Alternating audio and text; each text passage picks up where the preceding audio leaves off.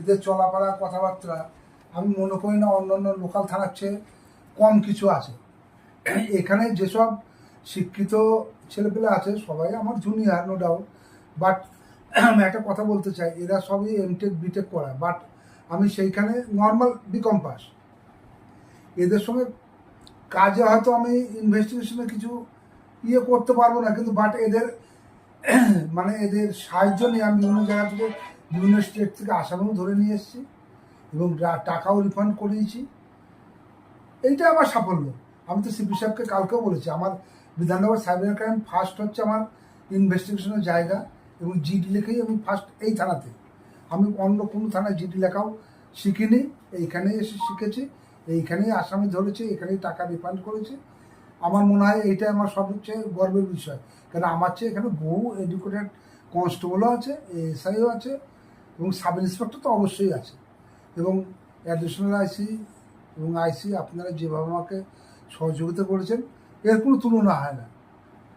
আপনারা ছিলেন বলে আমি চাকরিটা কমপ্লিট করতে পারি, এর চেয়ে বলার কিছু নাই আমার।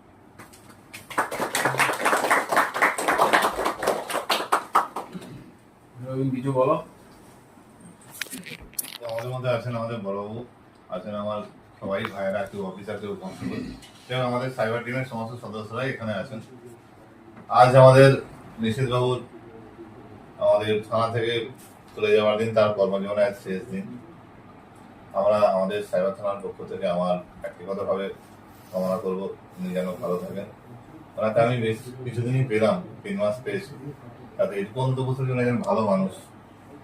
হ্যাঁ, উনি কর্মজীবন ছেড়ে চলে যাওয়ার পরও আশা করি কোনোদিন যদি ঘুরে ফিরে ওনার থানায় আমরা চাকরি করি আবার দেখা হবে।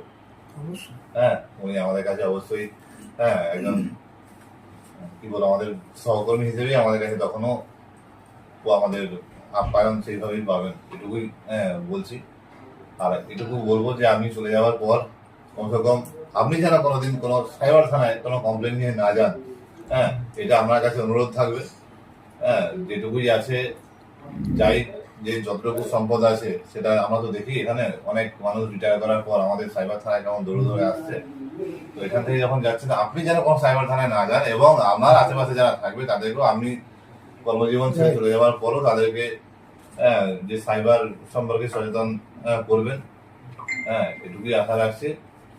আপনার বাকি জীবন যেন ভালোভাবে কাটে, সুস্থ থাকে।